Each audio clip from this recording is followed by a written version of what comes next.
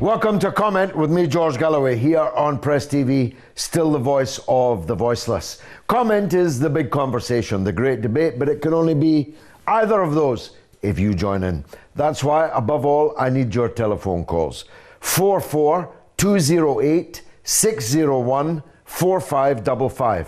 That's the number to call. We'll call you back. Establish a clear line, and remember, if you get on the television with me, the volume on your television has to be down at 0, or I'll have to press swiftly on because no one will understand either of us. You can also SMS the show on 447800008066, or you can email me at comment@presstv.co.uk. You can even send me a tweet at comment_presstv.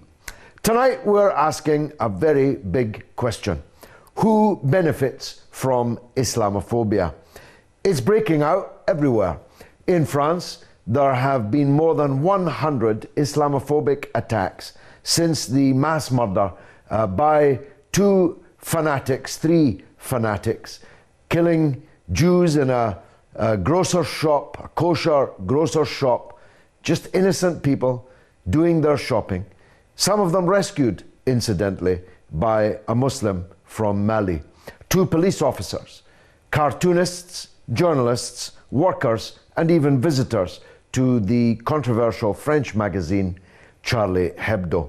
17 people were killed, and the whole world stopped to look and to pause and to pay tribute. Indeed, much of the world, including many charlatans, flooded to Paris to lead a march of more than 1 million people through the streets of the great French capital. But very few people have noticed the 100+ attacks on French Muslims and their properties in the days that have followed. There have been bombs, there have been grenades, there have been petrol bomb attacks, arson attacks, bullets fired, people assaulted. The Muslims in France are going through a very, very tough time. But it's not just in France. A wave of Islamophobia has swept Europe, and it has crossed the English Channel and reached here. We'll be talking in a few minutes to Tell Mama, Fayaz Mogul of Tell Mama, which charts anti-Muslim Islamophobic attacks. But before I go to Fayaz, let me give you my own view as to who benefits. The first people who benefit are racists. There are some fools who constantly say that hating Muslims cannot be racist because Islam is a religion, not a race. Well, it's true that in Europe and North America there are white Muslims, actually a growing number of them. But the vast majority of Muslims in Europe and in Britain are people of colour. And for the racists who once upon a time just evinced their hatred of all people of colour, a synonym called Muslim, a synonym called Islam has emerged in its place, which allows them to say that they're not racist, they just hate Muslims, they just hate Islam. And these racists, of course, provide a voting base for right-wing parties, particularly in Europe, though with the rise of UKIP here in Britain, we're catching up fast. UKIP have shifted the entire debate around immigration and by extension race to the right. They have succeeded in imposing their agenda on so-called mainstream parties and thus have achieved already a very considerable victory before a vote has been cast in the general election. So right-wing parties, racists benefit from Islamophobia. Liberals benefit from Islamophobia. These are people, generally speaking, who don't believe in God, who ridicule the idea of God, who simply cannot figure that people can be of faith. And so they want to ridicule and belittle the idea of God and those who believe in God. And Islamophobia helps them. It's the last respectable form of racism. You could not sit around a dinner table in Notting Hill or in Hampstead or in Islington and evince hatred of black people or Jews or Roman Catholics or Asian people. You couldn't do that. But you can, and they do, sit around a table belittling, ridiculing, slandering Islam, slandering Muslims. So they also benefit.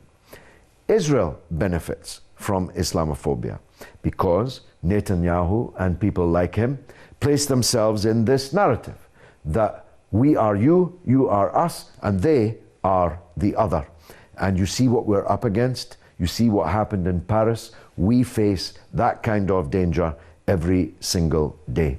And beyond and above that, the imperial powers who are still interfering, invading, occupying, subverting, and above all, exploiting the Muslim world benefit from this Islamophobic wave that's going on. Because if you pump the air full of fear, loathing, hatred of Islam, which is what the meaning of Islamophobia is, then it's very much easier for you to sell to your public that you have to be invading and occupying and militarily and politically intervening everywhere in the Muslim world, propping up this dictator, bringing down this dictator as they see fit. It's much easier to sell that to your public.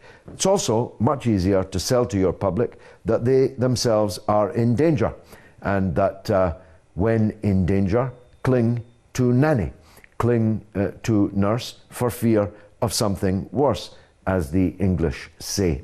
And that's what's happening now. Who will protect you best from these fanatic Muslims? Now, there's much more that I could say, and no doubt will, in the course of this show. But I want to talk first to Fayaz Mughal in London, who charts anti-Muslim, Islamophobic attacks and incidents for the excellent organisation Tell Mama. Fayaz, can you hear me? I can indeed. Thanks very much for coming on the show. Tell us, I've explained what's been happening in France. Tell us what's been happening in Britain. Well, over the last 9 days, since the Charlie Hebdo incident, 9 days thereafter, we have picked up a very large spike online regarding online hate that is being predominantly promoted by not only far-right groups, but also individuals who are looking to intimidate or incite and really target material towards Muslim individuals using Twitter and Facebook. So there's a very large spike online of anti-Muslim hate, which sadly social media companies are not taking heed of, even though we are pushing hard. And then at a street level, there has been issues around threats and electronic mail and paper-based hate mail being sent to mosques that we picked up. Allied to that, in Birmingham, there were 2 incidences of one of graffiti saying Islam must die on the Birmingham University campus with a swastika on it, and a mosque in the area also had a swastika that was placed outside of it. And in general, also there's a war because with some cases regarding people are just unfortunately, Fayaz, we're losing you. We got some of the picture, and no doubt we'll try to get back to you. But you gave us some of the picture of what's happening in Britain. From what you told me, I infer that it could be worse, might get worse, isn't as bad as it is on the mainland of Europe. But if I've got that wrong, no doubt you'll come back to us. Let's go to the video wall, and I want to ask you a question. But first, this refers to the leader of the Islamic Revolution addressing the youth in Europe and North America. He wrote a letter, a very, very powerful letter. I wouldn't normally quote at length from a letter in what is a short program, but he's addressing the youth because he doesn't want to overlook their parents, but he thinks that the youth are more open to the argument that he is seeking to make. He doesn't address the politicians and the statesmen because he believes that they have consciously separated the root of politics from the path of righteousness and truth, and who could doubt him in that? He deals with the issue of the negative image of Islam constantly pumped out everywhere in the West. He asks what the Islamophobic agenda is. He explains something of the Islamic faith. If you get the chance to read this, Ayatollah Khamenei, the supreme leader of the Iranian Revolution, his message to the youth in Europe and North America. It's really quite an extraordinary letter. This film, of course, talks about the wave of Islamophobia that's taking place in France, which has got Muslims under siege in many parts of the country. In the UK, Muslims are concerned that the government has hidden causes for the allegations of extremism that they are making. There was a big controversy in the week about Eric Pickles, who looks like he's eaten a biscuit or two, and indeed claimed from the taxpayer tens of thousands of pounds for biscuits over his period as the Minister for Communities.